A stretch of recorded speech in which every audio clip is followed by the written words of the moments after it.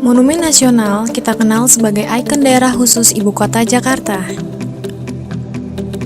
Monas berdiri di tengah ruang terbuka hijau dengan aneka tanaman, juga sarana olahraga yang siap mengadu sportivitas kita.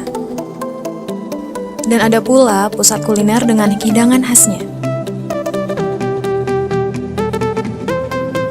Sekarang saatnya kita menuju puncak Monas. Untuk itu, kita harus memiliki tiket terlebih dahulu.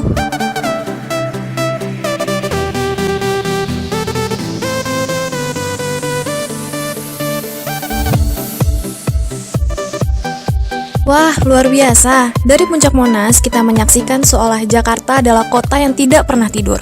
Gemerlap lampu dan indahnya kota Jakarta semakin tampak di malam hari. Kalian harus menyaksikan sendiri keindahan dari puncak Monas. Kunjungi Monas dan cintailah Jakarta.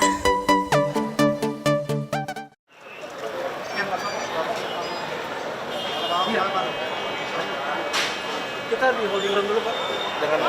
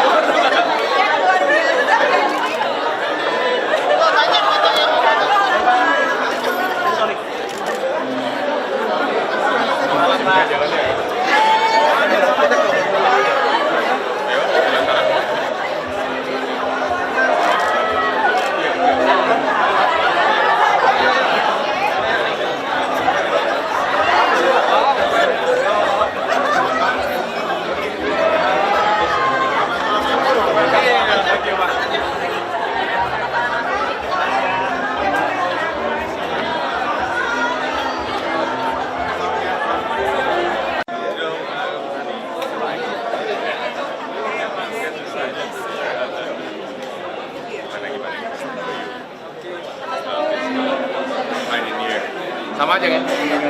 Sama aja kan? Sama-sama.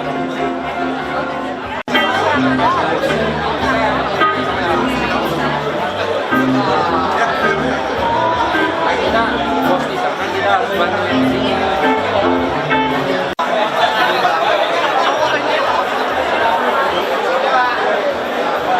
Kanan kiri. Kanan.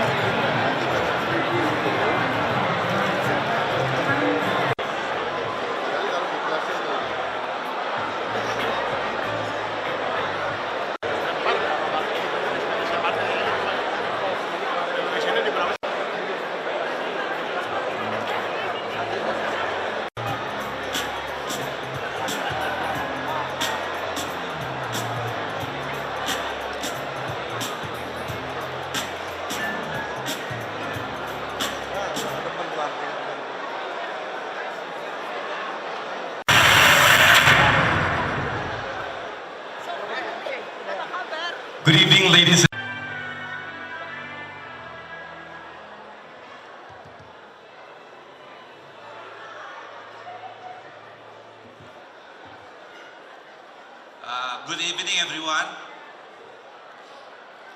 Once again, good evening, Your Excellency, Ambassador of Greece, Mr. George Dogoritis, our neighbor in our office. Distinguished guests, Bapak Sofyan Jalil, Minister of Land Affairs and Spatial Planning, Head of National Land Agency. Bapak Rudiantara, Minister of Communication and Information Technology. Bapak Cahaya Purnama, Governor of DKI Jakarta. Valued clients and business partner, senior partners of PwC in neighboring countries, ladies and gentlemen. It gives me great pleasure to welcome you this evening to celebrate PwC 45th anniversary in Indonesia. To look forward to continuing growth with the nation. We measure our anniversary from the establishments of our corporations between our Indonesian firm and one of the predecessor firm of PwC in August 71. The senior partner of our Indonesia at that time, Bapak Hadi Sutanto, had the foresight to enter into formal cooperation with Pricewaterhouse. Since then, we become and we have been a member of what has become a PwC global network. Through the last 45 years, our practice has grown from around 100 staff in 1971 to almost 2,000 today. With more than 50 partners, our story has followed the growth of Indonesian economy over this time. And we have worked to support the development of the economy through a wide range of services, from audit and tax to financial advisory and management consulting. PwC acquisitions globally of Booz & Co. in 2014, now known as PwC Strategy N, has given us the opportunity to expand our services in Indonesia to strategy consulting, assisting our clients from strategy through implementations. PwC defines its purpose as building trust in society and solving important problems. I believe that all the services we provide are inextricably linked to trust. Building trust in the economy, supporting the development of good corporate governance and best practice business processes. This is where we really bring value to Indonesia, combining our deep local knowledge of the Indonesian regulatory and fiscal environment with the experience of our global network, the largest professional service network in the world. We strive to bring the best of this global experience to Indonesia for the government, private enterprise, and the state-owned sector. Our client portfolio has not only grown in size over the last 45 years, but also in variety and complexity. From the early days where our services supported multinational companies entering the Indonesian market when Indonesia economy was heavily dependent on foreign direct investments, to today where we also serve various arms of the Indonesian government, regional governments, state-owned companies in various industries, large Indonesian group as well as entrepreneur and private clients. I'm very proud that PwC has been a catalyst for growth and development of good governance in Indonesia over the last 45 years. I thank our clients and people for giving us the ability to serve the nations while developing our business. We look forward to continuing this role as the Indonesian economy grows from close to $1 trillion economy today to one of the world's top 10 economies by 2030. We believe that this will require us to continue developing our services to support the nations. Example of what we are doing today are our new focus on capital projects and infrastructure, services in support of the government's ambitious infrastructure plans, where we help our clients with the development of port, power, transport, and many other large infrastructure projects. The rapidly developing technology and e-commerce sectors, where our services around cybersecurity and governance are particular value, and our tailored services to entrepreneur and private clients with small and medium enterprises and family businesses set to be a major driver of Indonesia's growth. I'm also proud of the development of our corporate responsibility program over the years. We focus our contributions on areas where we feel we can add value, supporting the development of good governance and business practices, as well as youth education. Some recent examples of this are the pro bono audit and business support to organizations such as Indonesia Mengajar, President Cup Football Associations, and workshop for small business owners in regional cities in cooperation with Kadin, as well as supporting the Sustainability Business Award and assessing of the Ministry of Communications with a cybersecurity roadmap for the action.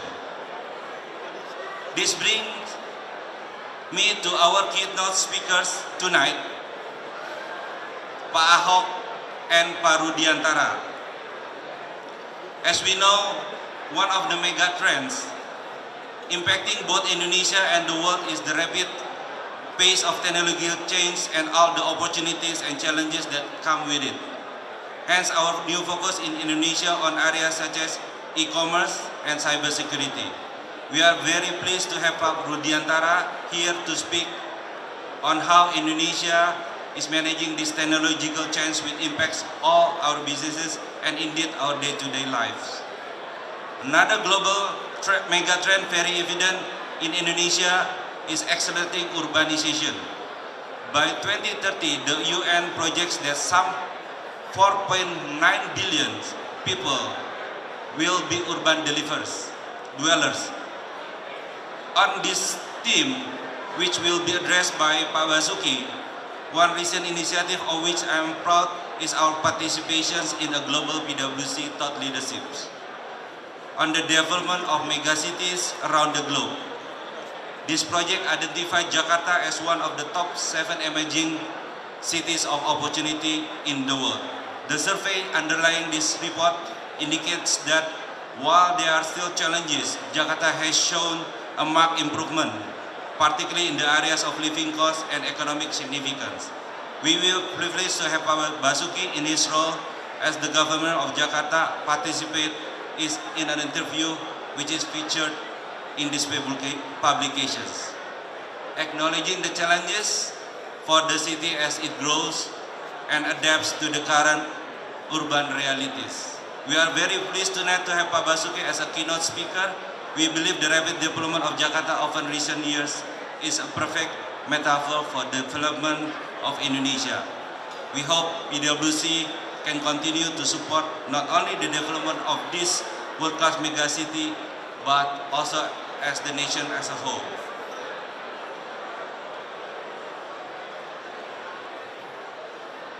I would like, before I ask Pak Basuki to take the podium, I would like again to thank all of you for your support over the years, and I look forward to PwC Indonesia continuing to be a valuable partner in the development of Indonesia and continuing to grow with the nations. Pak Basuki Cahayapurnama, it is my pleasure to welcome you to the stage.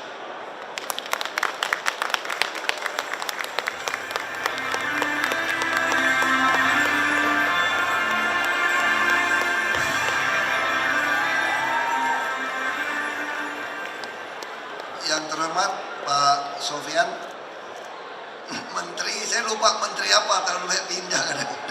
Pak Rudiantara, tentu juga Pak Tandi Abeng dan Pak Irwan, dan tentu semua partner dari PwC yang hadir malam ini. Assalamualaikum warahmatullahi wabarakatuh. Malam semua. Saya kira orang bulenya nggak banyak ya. I prefer speak Indonesia is better. If if I speak English, I'm afraid you need translator.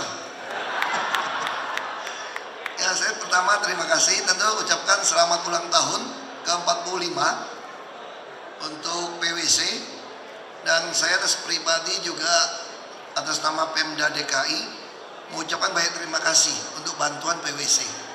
Kami bisa mengambil Bantar Gebang, sekarang lagi proses untuk pelelangan, itu dibantu dari PwC. Kita berharap banyak perusahaan konsultan seperti ini yang bisa mengedepankan integritas, juga punya keinginan melihat negara ini di manage dengan dasar keadilan sosial sebetulnya. Jadi ini yang kita harapkan, kita bisa kerjasama karena kita pengen seperti ini. Halo, excuse me, I just afraid you don't understand when I speak Indonesia. That's why you keep talking. But if you understand I speak Indonesia, I will continue my speech. Jakarta hari ini kita bersyukur kita mempunyai indeks pembangunan manusia telah mencapai 78,99 di tahun 2015. Kalau kelas dunia itu harus mencapai angka 80, baru tinggi sekali. Jadi Jakarta hanya kekurangan 1,01. Kita harapkan survei tahun ini dan tahun depan kita bisa mencapai angka 80. Lalu apa yang kami Jakarta lakukan? Kami mempunyai pandangan sangat sederhana. Pancasila itu adalah cara ekonomi kerakyatan yang total berbeda dengan kapitalis. Jadi apa yang membedakan kita? Kalau orang kapitalis berpikir bagaimana perusahaan yang besar itu bisa menolong menciptakan tenaga kerja, menggerakkan ekonomi. Kalau kami berpikir tentu itu berbeda, kita bangsa Indonesia. Bagaimana kita mensubsidi supaya pemain ini mempunyai kesempatan yang sama. Makanya kami sangat yakin di Jakarta kami memberikan subsidi itu dari pendidikan, kesehatan, sembako, perumahan, transportasi, sampai modal kerja.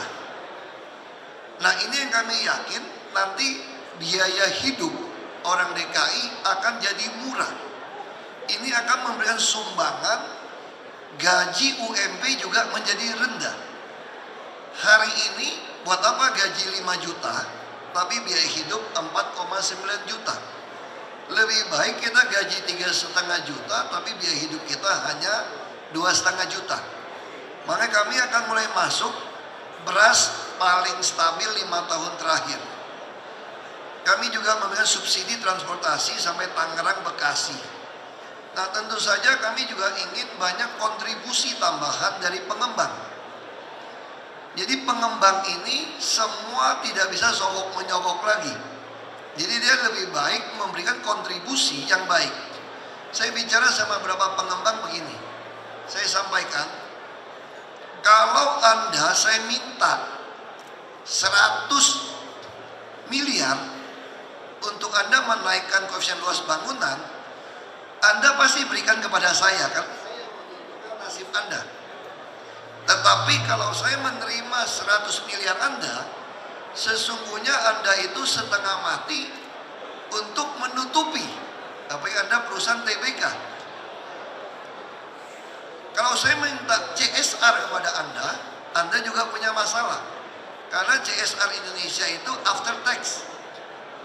Anda punya masalah juga. Tapi kalau saya mewajibkan Anda membangun kontribusi tambahan 100 miliar, sesungguhnya Anda mungkin hanya keluar 75 miliar. Karena 25 miliarnya adalah tax shield, mengurangi pajak penghasilan Anda. Lalu kami menggunakan appraiser untuk menilai infrastruktur yang Anda bangun kepada DKI. Itu mungkin nilainya menjadi 120 miliar. Berarti Anda membayar kewajiban 120 miliar hanya dengan modal 75 miliar. Nah Anda mau pilih yang mana? Mau pilih yang pertama atau pilih yang cara saya? Ada juga yang konyol yang tidak mau pilih cara saya. Dia mungkin berpikir lebih baik nyogok gubernur, yang penting bisa melanggar. Saya bilang zaman itu sudah tidak ada lagi di Jakarta. Kami membuat semua sangat transparan. Tadi ada laporan di KPK, kan saya masih melaporkan semua rekening saya. Lalu ada satu rekening yang ditolak. Ini bukan uang Anda, ini uang operasional Anda. Karena uang operasional saya pun saya taruh di rekening bank. Sebab di Jakarta tidak boleh ada penarikan tunai, semua harus transfer. Daerah lain nggak pernah lakukan katanya. Nah, saya yakin kalau kita mau menghapus korupsi, caranya adalah melakukan transparansi.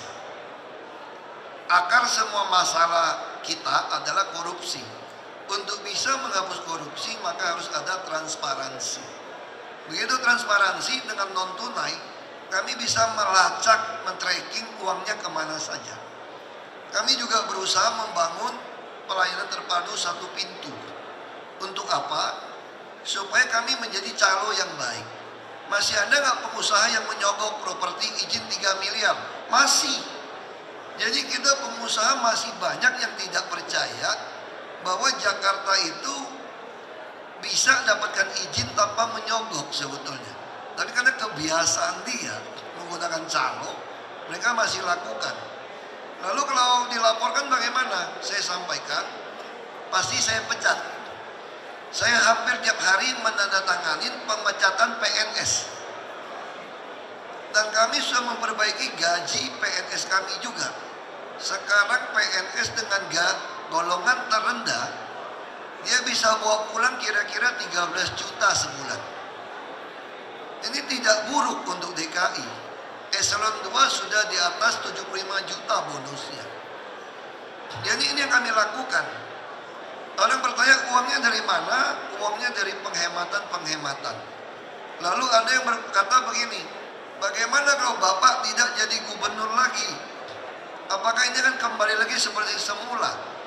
Saya katakan kalau saya tidak jadi gubernur lagi, ini akan terus jalan karena kita masih punya gubernur DKI yang akan selesai Oktober 2019 karena lagi dipinjam jadi presiden. Jadi akan diawasi.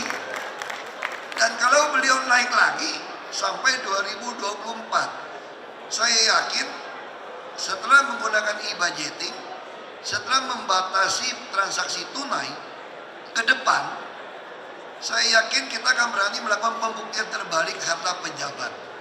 Makanya sekarang ada tax amnesty. Nah, percayalah saya katakan, bangsa ini menuju ke tempat yang lebih benar. Kita sedang di track yang benar. Kita punya presiden yang kita percaya. Sama seperti Bung Karno waktu melakukan rapat raksasa IKADA di lapangan Monas. Itu baru merdeka, lalu 19 September 300.000 orang kumpul. Bung Karno bilang bubar, kira-kira gitu. Udah pulang ke rumah masing-masing. Percaya kepada kami pemerintah untuk mengatasi. Lalu semua percaya. Makin negara ini bisa ada hari ini karena ada orang yang dipercaya oleh rakyat. Nah, saya berharap Bapak Ibu percaya pemerintah kita, apalagi DKI, sedang menuju jalan yang benar. Lalu apa hubungannya dengan urbanisasi? Saya katakan undang-undang administrasi kependudukan tidak bisa membatasi orang untuk berpindah karena kita sudah menggunakan KTP nasional. Bagi saya, siapapun boleh datang ke Jakarta, yang tidak boleh tinggal di rumah kumuh.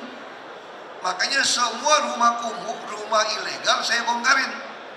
Saya ingin membangun banyak rusun. Saya percaya teori orang miskin selalu ada sama kita di kota ini.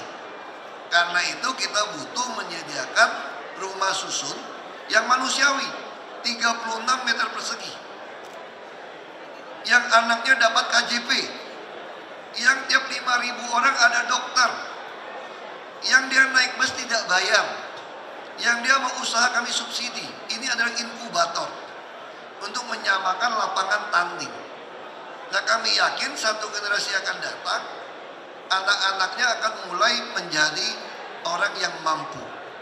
Nah, jadi pola urbanisasi Saya tidak pernah takut. Yang penting kita melakukan subsidi transport.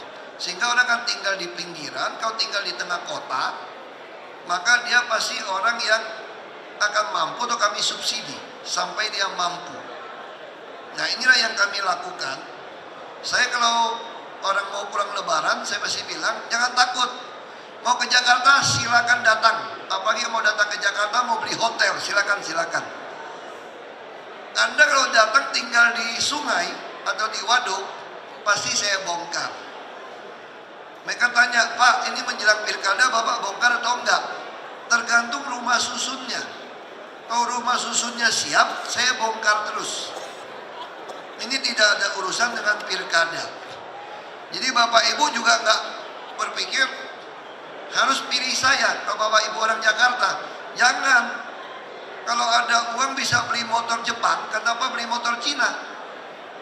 Bisa beli mobil Eropa, kenapa mobil Jerman, kenapa beli mobil Cina? Jadi kalau ada yang lebih baik dari saya jadi gubernur, ya jangan pilih saya. Harus pilih yang lebih baik dari saya. Supaya Jakarta ini lebih maju, lebih cepat. Kita Jakarta juga punya kelemahan, ada 2.600 km trotoar yang rusak, yang harus diperbaiki. Nah kami juga akan mulai lakukan tahun ini dengan mewajibkan pemilik gedung memperbaiki sekelilingnya. Jadi sekali lagi, percaya kepada saya, orang Jakarta hidupnya makin lama makin baik sekarang. Orang sakit, Jakarta menjadi provinsi pertama yang melakukan universal coverage, penanggungan semesta seluruh yang sakit. Asal mau masuk kelas 3, asal mau masuk puskesmas, kami tanggung, kami bayar preminya. Transport tahun ini akan terus bertambah baik, tentu MRT akan lebih baik. Banjir, saya kira daerah sini kalau nggak ada sabotase nggak akan banjir lagi, saya jamin. Nggak ada cerita banjir lagi. Kita tinggal perbaiki tanggul, normalisasi. Ngurus banjir Jakarta nggak susah amat kok. Cuma dari selatan turun ke utara 13 sungai, ada 1.186 penghubung, dirapikan, tanggul laut 2,8 meter ditinggikan 3,8, pompanya jalan, ya sudah. Nggak ada yang susah-susah amat. Yang susah itu orangnya dibuat proyek. Bapak Ibu masih ingat Grogol kalau hujan selalu tergenang kan? Seripi. Sekarang nggak ada lagi cerita itu. Dulu saya tanya, dia bilang mau tinggikan jalan 2 meter. Mau berapa triliun? Itu solusinya Pak. Saya pecat kepala dinasnya, ganti yang nggak ngerti, asal nurut sama saya, pompa dihidupin tepat waktu, selesai.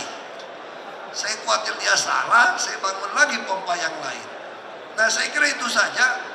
Yang penting Bapak Ibu percaya, kita sedang menuju kota megacity yang makin lama makin baik. Standarnya harus standar dunia. Makanya saya bilang beli bus. Saya tidak mau dengar lagi ada bus di Jakarta mereknya Ahok, Tingtong, Cangtong, nggak ada lagi saya bilang. Yang saya butuh, kalau di dunia busnya adalah Scania, Mercedes atau MAN atau Volvo, saya mau yang sama. Jadi filosofi kami di Jakarta sederhana. Kalau miskin, jangan beli barang jelek Bapak Ibu. Karena kalau dia rusak, nggak ada uang beli lagi. Jadi kalau kita miskin, beli barang yang terbaik di dunia. Sampai kita mati pun masih berfungsi. Kalau kaya nggak apa-apa, udah beli rusak, buang, ganti, buang, ganti. Kalau miskin nggak boleh. Harus beli barang yang terbaik. Saya kira itu dari saya. Sekali lagi, selamat ulang tahun. Saya doakan Bapak Ibu, partnernya semua, termasuk kliennya juga, bisa makmur, bisa sukses. Apalagi kantor di Jakarta, pegawai di Jakarta, karena setiap pajak yang Bapak bayar 20% untuk Pemda DKI. Terima kasih. Terima kasih Bapak Basuki Cahayapurnama. Mohon tetap berada di panggung.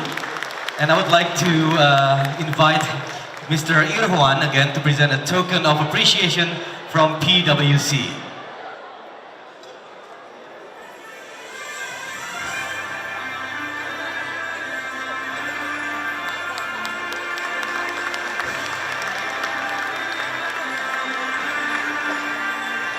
Thank you. Pak Basuki, you may return to your seat. And Pak Irwan, you may invite the next speaker. Di dalam memanage development di dalam sektor ini. Seperti yang kami atau kita ketahui, begitu tekanan atau challenge yang sangat besar kepada kami membawa pengalaman dan pengetahuan yang kami punya dari global untuk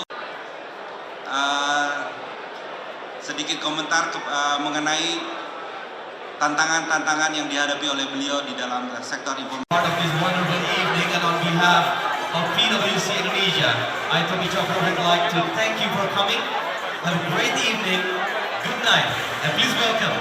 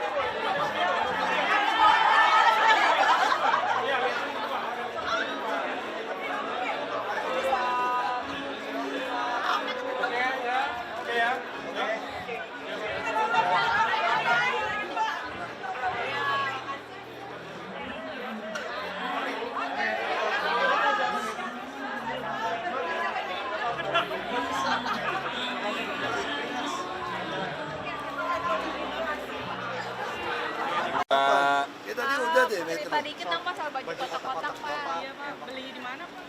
Itu baju kotak-kotak ya kita meneruskan yang waktu Jokowi dan saya. Itu pertama. Terus kedua, itu memang kita pilih supaya bahannya yang gampang. Kalau dulu kan sempat waktu kita beli kan produksinya nggak mirip. Waktu 2012 kan nggak mirip. Nah sekarang kita usahakan yang produk lokal, gampang dan bisa jahit. Itu saya jahit. Murah, bahannya murah kok kayak bahan handuk itu saya nggak tahu murah nggak? Ikut milih Enggak. Di mana Pak? Ini maksudnya jahitnya di mana? Itu relawan-relawan yang cari. Saya jahit mah di tempat saya biasa. motifnya gimana tuh Pak? Motifnya ya sama lah kayak dulu, cuma lebih besar, dulu kecil sekarang lebih besar supaya kamera tangkapnya juga lebih baik. Mau dong Pak bajunya?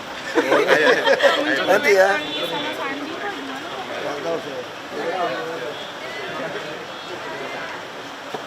Pak, dikit lagi dong Pak. Pak Sandi katanya ntar kalau duetkan dengan Yusril gimana Pak? Bapak harus